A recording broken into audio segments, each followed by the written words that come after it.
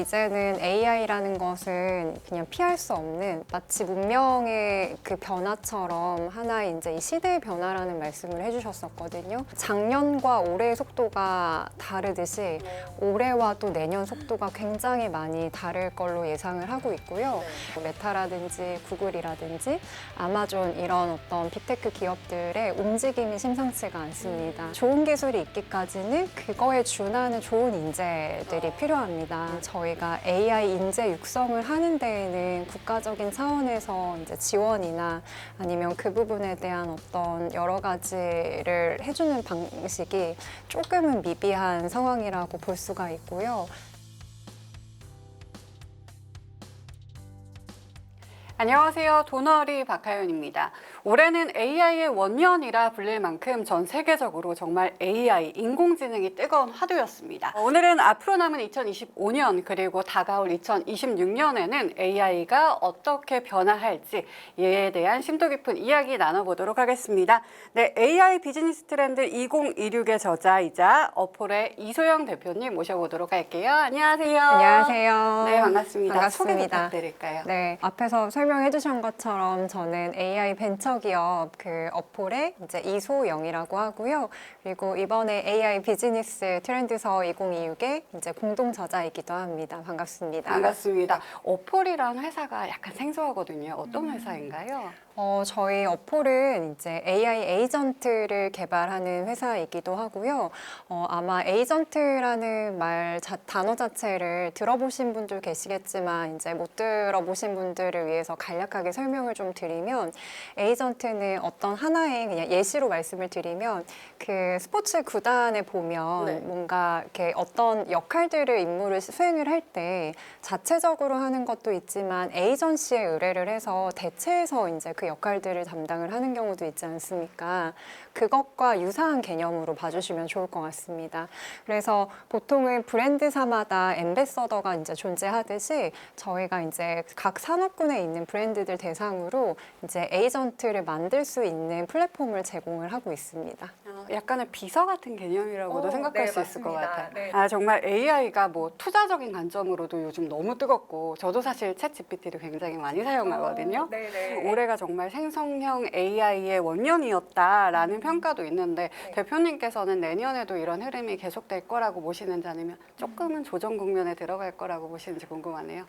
조정 국면에 들어간다면 이제 조금은 그래도 긴장감이 떨어질 것 같기는 하지만 누군가가 그 말씀을 해주셨어요. 이제는 AI라는 것은 이제 그냥 피할 수 없는 마치 문명의 그 변화처럼 하나의 이제 이 시대의 변화라는 말씀을 해주셨었거든요.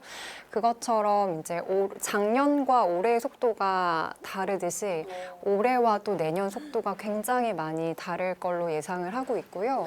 그리고 사실상은 그거의 증거에 따르면 이미 그 우리가 알고 있는 미국의 수많은 빅테크들, 뭐 메타라든지 구글이라든지 아마존 이런 어떤 빅테크 기업들의 움직임이 심상치가 않습니다. 말 그대로 아마존 같은 경우는 이제 조직 내부 자체를 AI 조직화를 하겠다라고 공표를 한 적도 있었고 실제 이제 정말 빅테크들조차도 어떤 대기업의 그 체계에 맞춰서 움직이는 게 아니라 정말 스타트업처럼 매 순간순간 변화무쌍하게 그 움직이고 있고 그리고 그 안에서 거의 피벗의 개념으로 가고 있다라는 것 자체가 이미 AI 그 이상으로 넘어가는 그 하나의 증명이라고 볼 수 있을 것 같습니다. AI가 그냥 뭔가 세상을 바꾸고 있다라고 생각하면 쉬울 것 같네요. 네, 맞습니다. 그리고 최근에는 우리나라에서도 삼성이나 뭐 네이버, 카카오도 글로벌 AI 프로젝트에 적극적으로 참여를 하고 있습니다. 뭐 우리나라가 AIG3 그러니까 미국, 중국 다음으로 AI 강국을 노린다라고는 하는데 사실 그 가능성 그리고 지금은 어떤 상황에 있는지도 궁금한데 대표님은 어떻게 보세요? 저는 그래도 이제 한국인이다 보니까 이 가능성을 그리고 이제 말 그대로 AI의 3대 강국 안에 이제 들어가는 것들을 여전히 희망하고 있고 그것들을 기대함으로 바라보고 있기는 합니다.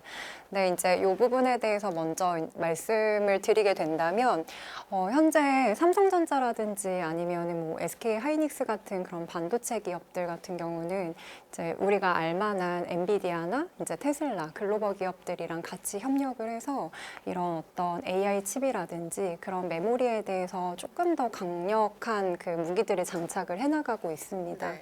그리고 앞에 질문해 주셨던 것처럼 뭐 네이버나 카카오 같은 경우도 그 안에 AI 관련 세트를 마련을 하면서 사실상은 소프트웨어적인 면에서도 지금 계속적으로 업데이트를 해나가고 있는 게 사실은 현실이기도 합니다. 네, 그러나 우리가 이 점에서 한 가지 좀 고민을 하고 가야 되는 부분은 이제 기본적인 어떤 그 가장 좀 고급적인 알고리즘에 대한 그 확보라든지 그리고 이제 어떻게 보면 사실은 좋은 기술이 있기까지는 그거에 준하는 좋은 인재들이 필요합니다. 근데 아무래도 중국과 미국에 대비했을 때에는 저희가 AI 인재 육성을 하는 데에는 국가적인 차원에서 이제 지원이나 아니면 그 부분에 대한 어떤 여러 가지를 해주는 방식이 조금은 미비한 상황이라고 볼 수가 있고요.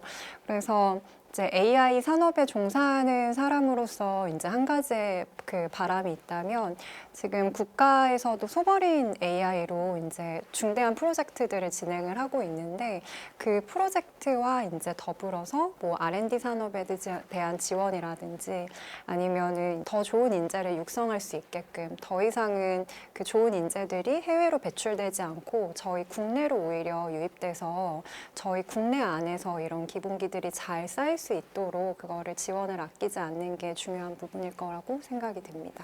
우리나라의 AI 산업을 끌어올리기 위해서는 인재 육성이 가장 중요하다라고 보시네요. 네, 맞습니다. 우리나라는 사실 반도체 강국이잖아요. 네. 이 AI 흐름이 계속 된다고 보신다면은 2026년도에도 이렇게 우리나라의 반도체 상승 사이클이 이어진다라고 보시나요? 그럼요. 왜냐하면 사실은 반도체 시장은 지금까지도 이렇게 위태위태한 순간들이 있지만 이제 줄곧 유지가 되어 왔었고 그리고 상승되었던 부분들이 분명히 있었습니다. 근데 그 반도체 시장도 마찬가지로 이것들이 이제 AI랑 같이 접목됐을 때 그것이 하나의 시너지가 나지 결코 퇴보하지는 않을 거고 그리고 이제 제가 뒤에 뭔가 또 설명을 드릴 기회가 있다면 말씀을 드리겠지만 요즘에는 이 AI의 전반적인 그 트렌드의 흐름 자체가 무경계라는 단어를 빼놓을 수가 없습니다. 그러니까 조금 더 이렇게 쉽게 말씀을 드리면 이제는 뭐 소프트웨어를 했던 회사가 그냥 소프트웨어만 만드는 게 아니고 뭐 하드웨어만 만들었던 회사가 하드웨어로만 종속하지 않고 그런즉슨 반도체 시장도 이제 그냥 반도체 시장으로만 존재하는 것이 아니라 뭐 로봇 회사가 플랫폼도 만들고 하드웨어 회사가 소프트웨어를 만든 것처럼 그런 다양한 산업군에 아마 경계가 없어지는 그래서 어떻게 보면은 기업이 본인들의 아이덴티티 고수했던 것들을 잠시 내려놓고 오히려 앞으로 나아가는 이 시대의 흐름에 그 변화에 맞춰가는 걸 봤을 때에는 여러 가지로 가능성이 있지 않을까 하는 생각이 듭니다. 알겠습니다. 한국은 또 세계적으로 AI 활용도가 높다라고 하는데 이거는 진짜 맞는 것 같거든요. 유독 우리 한국인들이 AI를 적극적으로 활용하고 있다라고 느끼는데 대표님께서는 그 이유를 뭐라고 보시나요? 이거는 그 한국인들의 약간 그 성격? 특성이 될 수도 있을 것 같아요.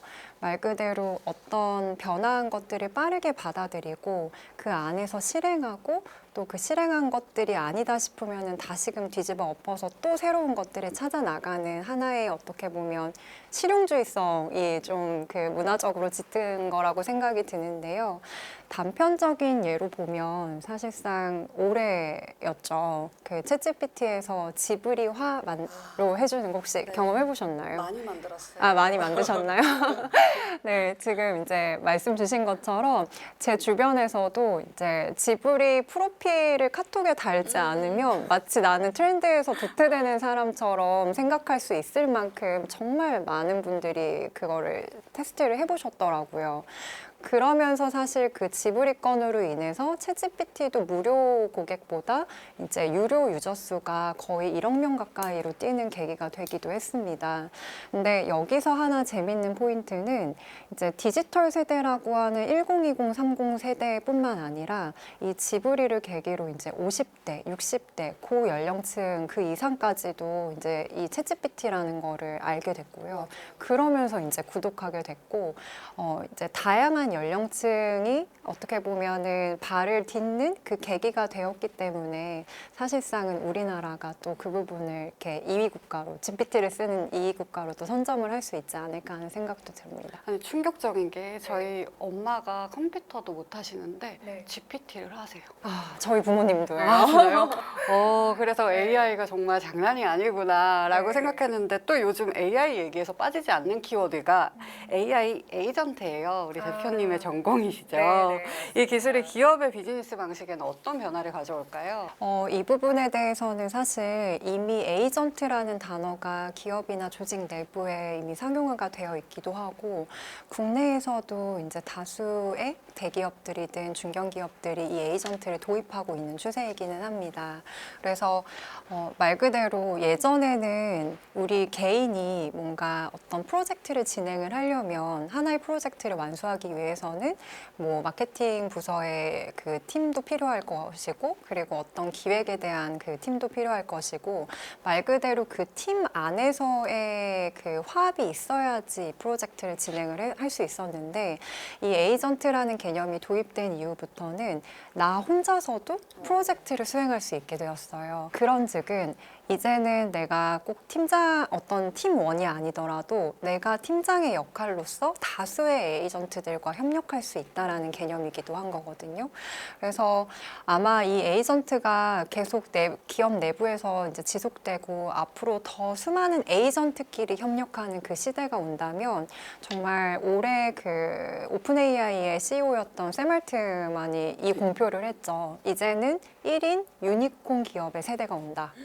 라고. 그래서 혼자서도 기업을 만들 수 있고 그 기업이 유니콘 기업까지 성장할 수 있는 가능성을 봤다라고 보시면 좋을 것 같아요. 그러면 이제 인재를 뽑는 것도 중요하긴 하지만 이 인재가 AI가 돼서 내가 팀장이고 팀원들이 AI인 그런 시대가 온다라고 보시는 맞습니다. 거네요. 그래서 최근에 그 이제 테슬라 하면 다 아는 이코르 일론 머스크 CEO 분께서도 이제는 내가 앞으로 예정하는 기업이 AI로만 그 조직화가 되어 있을 수 있는 그 회사를 현재 이제 만들 예정이다라고 살짝 언급을 하신 적도 있으셨어요.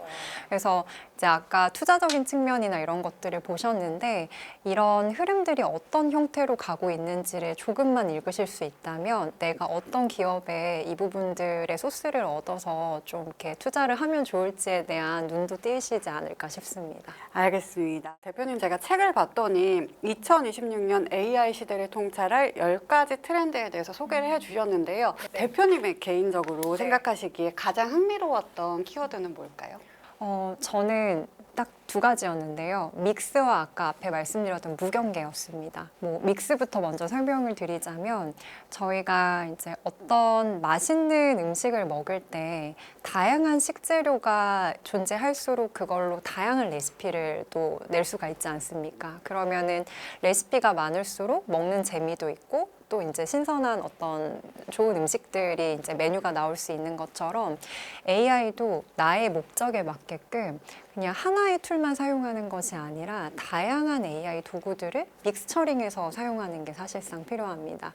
그게 아까 첫 번째 질문 주셨던 것처럼 어떻게 보면 그 자동화의 업무 그 플로우와 동일한 그 개념일 수도 있는데요.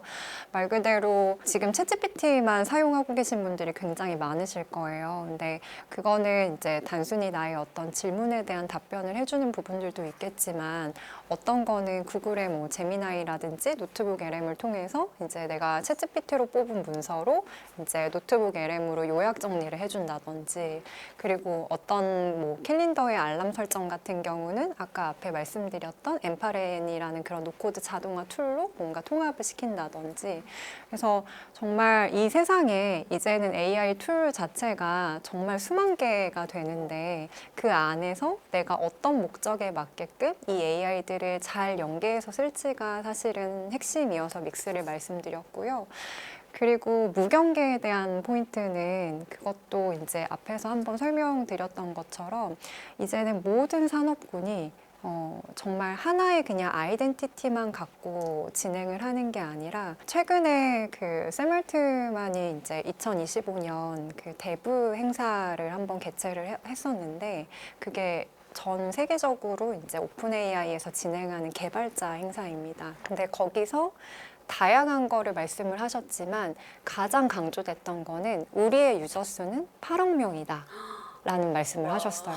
근데 여기서 잘 눈여겨봐야 되는 것은 8억 명이라고 그거를 어필을 한 것 자체가 사실상은 그냥 지나듯이 들으시면 안 돼요.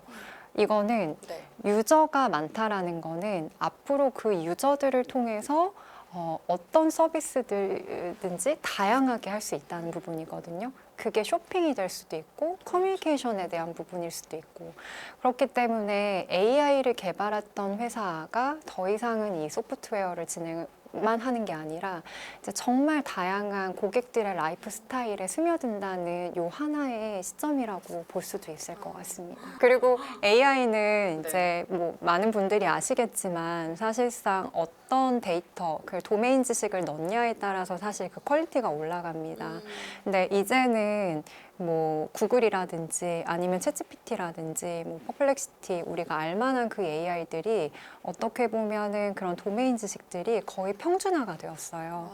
그러면 거기에 대한 차별점이 분명히 필요할 텐데 그 차별점은 새롭게 사용하는 사용자들한테 없는 또 다른 정보로 인해서 이게 업데이트가 될 수가 있습니다. 그렇기 때문에 결론인즉슨 그만큼 유저가 많으면 많을수록 다양한 정보를 얻을 수 있기 때문에 그 기업에겐 유리한 게임이 될 수밖에 없겠죠. 네. 그리고 요즘에는 정말 AI가 대체하지 못할 직업이 없다라는 말이 나올 정도로 정말 빠르게 변하고 있습니다. 요즘엔 아나운서도 AI가 대체를 해요, 대표님. 대표님이 보시기에는 가장 먼저 AI가 대체할 만한 그런 직업은 뭐라고 보세요? 아무래도 그 사무직일 텐데요. 이거는 이미 뭐 작년, 재작년부터 많은 그 뭐 매체라든지 이런 그냥 유튜브 영상이나 아니면 어떤 것만 보셔도 소식을 들으셨을 것 같은데 저는 이 질문에 대해서 좀 생각해 보는 거는 오히려 이 직무 직업에 대한 대체보다는 그 주니어 세대 네, 사회 초년생들이 가장 고민이 클 것 같아요. 그 이유 중에 하나가 저도 사회 초년생 때 조직 경험을 했을 때 그때 제가 했던 업무는 뭐 야근을 하면서 리서치 업무를 진행을 하거나 아니면은 문서 정리를 하거나 뭐 엑셀 시트로 이제 뭐 통계를 내거나 아니면은 정말 그 선임을 위해서 PPT 작업을 하거나 이런 어떤 문서 형태의 작업들을 많이 했었는데요. 이제는 AI가 훨씬 더 정교하고 정확하게 이 부분을 업무를 수행을 해주다 보니까 사실상은 그 주니어, 초년생 세대가 할 수 있는 그 역할이 AI한테로 넘어간 거나 다름이 없습니다. 근데 이 부분은 사실상 우리가 어떻게 다시 돌아갈 수 없을까 하더라도 이 부분은 이미 이제 진행이 되고 있기 때문에 아마 이게 뭐 정말 기업적인 차원에서 이제는 공채로 초년생들을 뽑을 때 이미 이 채용에 대한 문화 자체가 거의 바뀌는 시점인 만큼 그 정도로 지금 이게 하나의 어떻게 보면 떠오르는 화두라고 좀 볼 수 있을 것 같습니다. 그럴 것 같아요. 신입도 들어오면 결국에는 그 업무를 AI한테 맡길 수밖에 없을 것 같아서 그러면은 주니어들도 그렇고 개인들이 앞으로 이 AI 시대에서 어떤 역량을 쌓아야 될까요? 제가 이런 질문을 많이 받아요. 이제 없어지는 직업도 있는데 그러면 어떤 직업이 살아남냐 이제 이런 질문들을 주변에서 정말 많이 하시는. 지금 물어보려고 그랬는데. 네, 아무래도 이제 자기만의 어떤 고유성과 독창성을 갖고 있는 그 직업군일 텐데요. 이거는 어떻게 보시면 조금 모호하게 들리실 수 있겠지만 저는 조금만 새로운 관점으로 이제 시각을 좀 돌려서 오히려 어떤 직업이 새롭게 나올 수 있을지를 한번 보시면 좋을 것 같아요.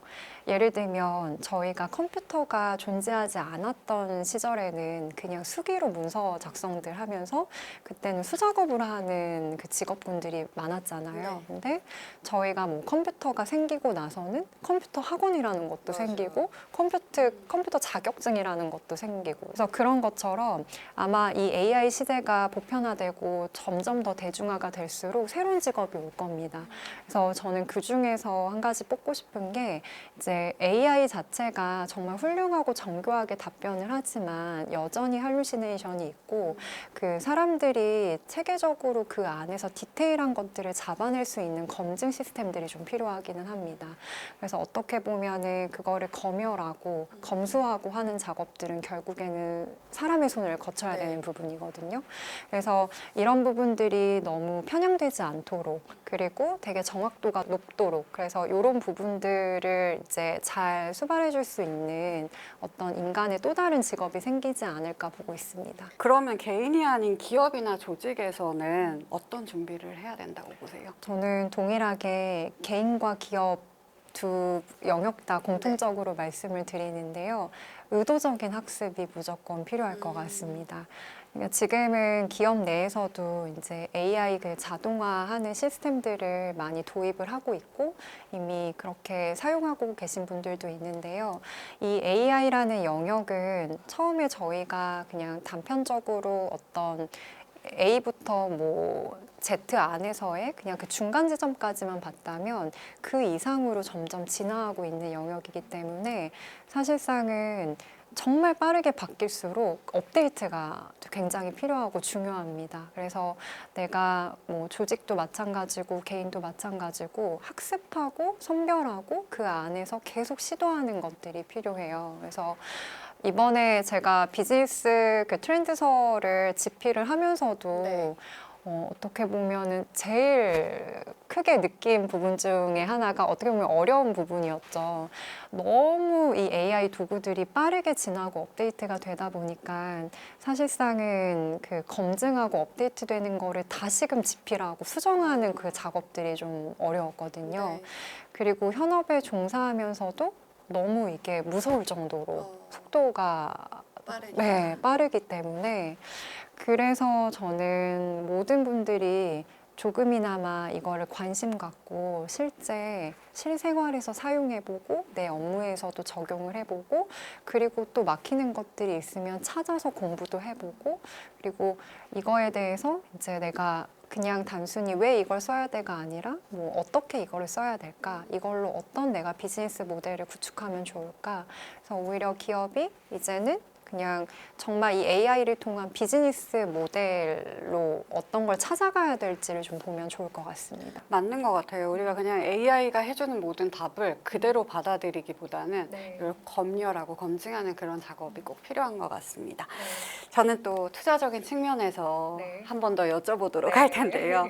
2026년에 주목할 만한 AI 기업이나 뭐 산업 분야, AI 뭐 반도체나 인프라 아니면 서비스형 AI가 있다면 대표님께서 특히나 조금 주목하시는 그런 부분들이 있을까요? 네, 이미 AI 쪽 관련해서는 많은 분들이 또 이제 관심을 가지셨기 때문에 아실 것 같은데요. 저는 이제 스페이셜 인텔리전스라는 공간지능 쪽도 조금 보고 있습니다.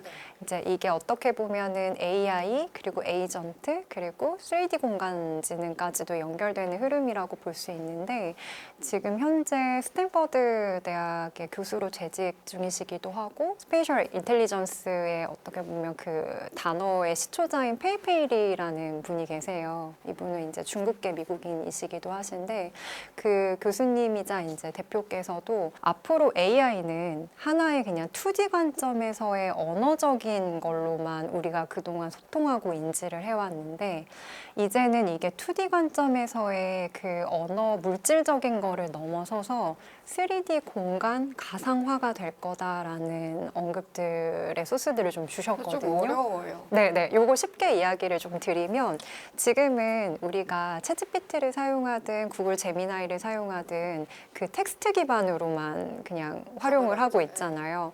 근데 그 텍스트 기반에서 그 다음 단계로 진화를 했던 게 음성으로도 인식을 하기 시작했어요. 그걸 이제 멀티모달이라고 하거든요. 텍스트도 가능하고 이미지도 가능하고 그리고 이제 음성도 가능한.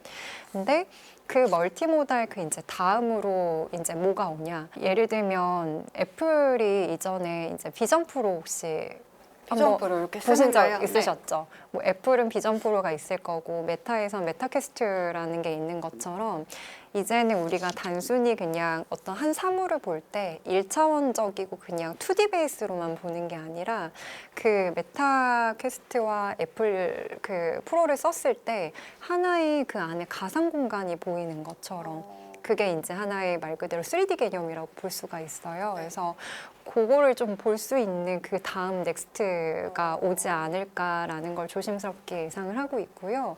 그거에 대한 사실 대표적인 사례로 보면 메타에서 이번에 레이벤이랑 같이 협업을 해서 그 레이벤 글라스로 이제 공간을 볼 수 있는 그래서 지금은 우리가 스마트폰으로 앱을 실행하면서 뭔가 라이프 스타일에서의 그 편리성을 채워가고 있지만 이제는 그 안경을 착용했을 때 그 가상 자체 이런 앱들이 보여지는 네, 쉽게 조금 설명을 드리면 그래서 한 단계 좀 더 고차원적인 그 개념으로 이 시대가 조금 흘러갈 거라고 생각을 하고요.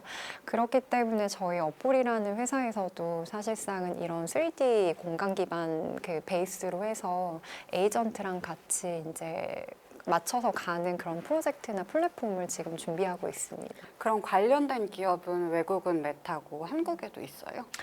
한국에는 사실 아직까지는 이거에 대해서 딱 포커싱이 되어 있는 기업은 이제 제가 들은 바로는 없습니다. 네, 다들 내부에서 조용히 뭔가 R&D 측면에서 준비를 하고 있을 수는 있는데 아직까지는 지금 도드라진 기업은 보지는 못했습니다. 그럼 3D 기업이라는 게 있다라는 거를 좀 네. 생각하시고 네. 투자할 때 좀 참고를 해보시면 좋을 것 같네요. 네, 그리고 해외 기업 사례들도 네. 한번 보시는 거를 좀 추천을 드리고요. 그리고 조금 개념적인 것들로 좀 더 리소스를 얻고 싶으시다면 제가 앞서 언급드렸던 그 페이페일이라는 인물을 한번 주목해 보시는 것도 도움 될 것 같습니다. 알겠습니다. 대표님 오늘 마지막으로 AI를 한마디로 정의를 해주시면 좋을 것 같아요. 이 질문이 가장 어렵고 또 이제 많은 생각을 하게 되는 질문인데요. 저는 그렇다면 AI는 인간의 고유성을 대체하는 게 아니라 함께 증강한다라는 걸로 정의를 하고 싶습니다. 네, 많은 분들이 AI 시대가 이제 왔기 때문에 나의 역할이 사라지고 그러면 인간은 어떤 걸로 존속할 것인가에 대한 되게 걱정과 또 두려움을 갖고 계신데요. 저는 오히려 나를 대체하는 그 어떤 하나의 문물이 아니라 나와 함께 협력해서 가는 그 구조라고 생각을 하고 싶고요. 그리고 실제 그렇게 될 거기도 하고요. 왜냐하면 결국에는 사람이 있고 이런 기계와 문물이 있지 이게 늘 순서가 바뀐 적은 없다고 생각을 합니다. 그리고 한 가지 덧붙여서 말씀드리고 싶은 거는 이제는 왜라는 질문보다는 어떻게라는 how에 대한 관점에서 많이 생각을 해보셨으면 좋겠습니다. 그래서 정말 작은 것부터겠지만 AI 도구를 내가 어떻게 쓸 것인가 이거를 나의 현재 비즈니스 모델이나 아니면은 나의 어떤 개인 일상생활에서 어떻게 적용할 것이냐 그렇다면 다음에 올 그 AI는 어떤 것일까? 까지도 혹시라도 고민할 수 있는 여력이 되신다면 그것들을 끊임없이 함께 달려나가면 분명히 다음의 미래는 개인의 미래는 밝지 않을까 싶습니다. 네, 오늘 말씀 들으면서 AI가 단순한 기술을 넘어서 일과 우리의 삶까지 완전히 바꾸고 있다라는 생각이 들었는데요. 남은 2025년 그리고 앞으로 다가올 2026년에는 또 어떤 변화가 일어날지 기대를 해보셔도 좋을 것 같습니다. 자, 오늘은 AI 비즈니스 트렌드 2026의 저자이자 업폴 이소영 대표님과 함께했습니다. 오늘 좋은 말씀 감사합니다. 감사합니다.